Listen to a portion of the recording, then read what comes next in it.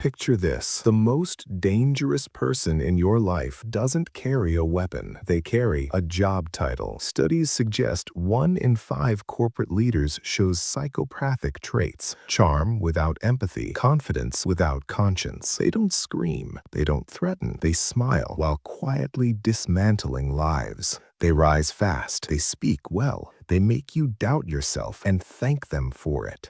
By the end of this, you'll understand the hidden dark impulses of human behavior and why the workplace can become the perfect hunting ground. Because in offices, cruelty wears professionalism. Control hides behind performance reviews. Fear is labeled as pressure, and loyalty is enforced through silence. A toxic leader doesn't break rules. They bend people. They reward obedience. They punish dissent. They isolate targets while appearing reasonable to everyone else. And the most disturbing part? Many victims never realize what's happening. They blame stress. They blame themselves. They stay late. They try harder until anxiety feels normal, until dread feels routine, until leaving feels more dangerous than staying. This isn't about bad bosses. It's about psychological predators hiding in plain sight. In boardrooms, in meetings, in emails marked urgent. I'm Haris. You're watching Haris Psyche, where dark psychology meets disturbing human behavior. And once you see how workplace psychopaths operate, you'll never look at leadership the same way again. The workplace is supposed to be a place of structure, purpose, and progress. But for some, it becomes a psychological pressure chamber, quiet, controlled, and deeply damaging. Workplace psychopaths and toxic leaders don't announce themselves with rage or chaos. They arrive polished, confident, charismatic. They understand people, not to care for them, but to use them. At the core of this phenomenon lies a dark vulnerability in human psychology, our tendency to trust authority, reward confidence, and equate success with competence. Psychopathic leaders exploit this instinct with precision. They mirror emotions without feeling them.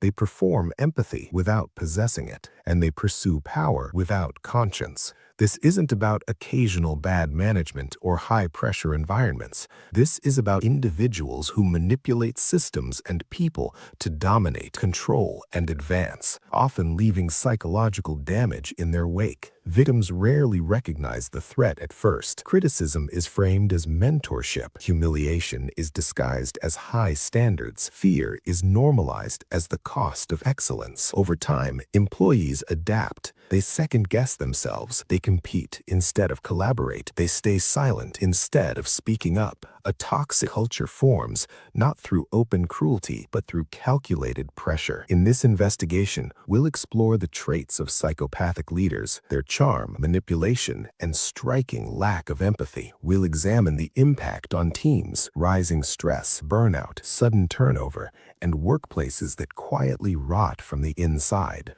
And we'll uncover the detection and red flags, how to spot harmful leadership early before damage becomes permanent. Because once a workplace normalizes fear, productivity becomes a weapon, loyalty becomes a test, and human worth is reduced to usefulness. This is a story about power without morality, ambition without restraint, and what happens when the dark impulses of human psychology are rewarded instead of challenged. As we move forward, one unsettling question looms. In a system built to reward results, how often do we mistake danger for leadership? The answer may be closer than you think. Psychopathic leaders rarely look dangerous. They look impressive. They walk into a room and command attention without raising their voice. They speak with certainty. They tell compelling stories about vision, sacrifice, and success. And people listen, not because they're forced to, but because they're drawn in. Charisma is their first weapon.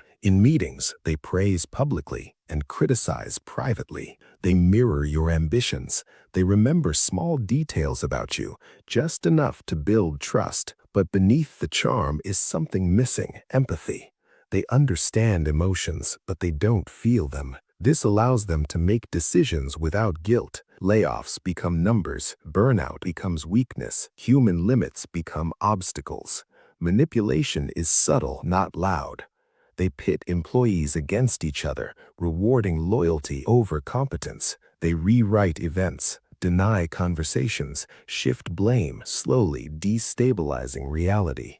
Over time, employees stop trusting their own memory. In one real corporate case, a high-performing executive was celebrated for tough leadership. Behind closed doors, staff turnover skyrocketed. Employees were humiliated during reviews, isolated after questioning decisions, and praised only when obedient. The leader remained untouchable, protected by results and reputation. Psychologically, this works because authority amplifies credibility. When power speaks, doubt follows the listener, not the speaker. Victims internalize failure. The leader externalizes harm. But what's coming next is even more disturbing because the real damage isn't individual, it's systemic. Under psychopathic leadership, stress becomes constant. Teams operate in survival mode. People overwork to avoid attention, not to achieve excellence. Creativity dies first, then collaboration. Sick days increase. Turnover accelerates. Exit interviews blur into the same quiet confession. I couldn't breathe there.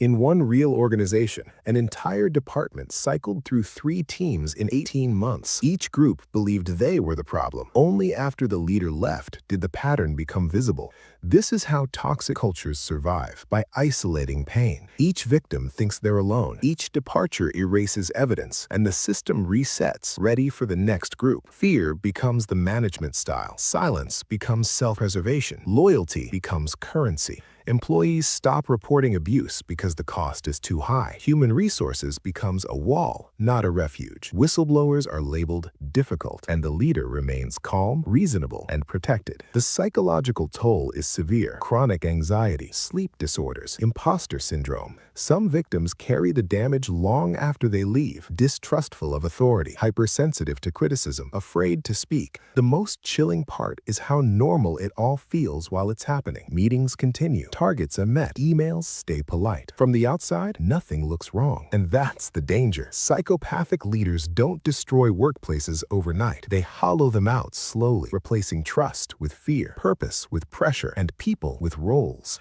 As we move forward, the question becomes urgent, not academic. If this damage hides behind success, how do you recognize it before it consumes you? Because the next signs don't appear in spreadsheets. They appear in behavior. And once you know where to look, they're impossible to ignore. Harmful leadership rarely reveals itself all at once. It leaks out in patterns, quiet, consistent, and easy to dismiss. One of the first red flags is selective behavior. The leader is charming upward and ruthless downward. Executives see confidence and results. Employees experience fear, confusion, and quiet humiliation. Another warning sign is reality distortion. Meetings are remembered differently. Promises are denied. Blame shifts without explanation. Over time, employees stop trusting their own judgment. Then comes isolation. High performers are quietly separated. Teams are discouraged from sharing information. Private conversations feel unsafe. Speaking up becomes career suicide. In one real case, a manager was praised for turning things around. Behind the metrics, staff turnover doubled, sick leaves increased, employees stopped collaborating and started documenting everything. Emails, meetings, even tone. They weren't building projects, they were building defenses. Psychologically, these red flags work because ambiguity keeps people trapped. Nothing is extreme enough to report. Everything is just subtle enough to endure, and endurance gets mistaken for professionalism. But here's the twist. Now I'll tell you the darkest secret. The system often rewards these leaders. They deliver results through pressure. They take credit publicly and assign blame privately. And by the time the damage is visible, they've already moved on, promoted, protected, or praised. So survival becomes a personal decision. Protecting yourself isn't about confrontation, it's about clarity. The first strategy is documentation. Facts don't argue. Patterns speak louder than emotions. Written records anchor reality when gaslighting tries to erase it. The second is boundaries. Toxic leaders thrive on overreach, late nights, blurred roles, emotional access. Limiting availability isn't weakness, it's insulation. In one survivor's account, recovery began the moment they stopped explaining themselves. No defending, No over-justifying, just clear professional limits. The leader lost interest when control faded. The third strategy is external grounding, outside mentors, peer networks, professional validation beyond the toxic environment, because isolation is the leader's strongest ally and sometimes the hardest strategy of all. Exit planning, not quitting in panic, but leaving with intention, quietly rebuilding confidence, reclaiming choice. One employee described the moment they resigned as terrifying, not because of financial risk, but because fear had become familiar. Freedom felt foreign. And then something became clear. The connection between all these behaviors will shock you. They're not about leadership at all. They're about control. Psychopathic workplace dynamics mirror abusive relationships. Charm, pressure, confusion, dependency, reward, punishment. Repeat it long enough, and people stop asking if it's wrong. That's the climax of this story. Because the most dangerous workplace psychopath isn't the loud tyrant. It's the calm performer who makes damage look like success.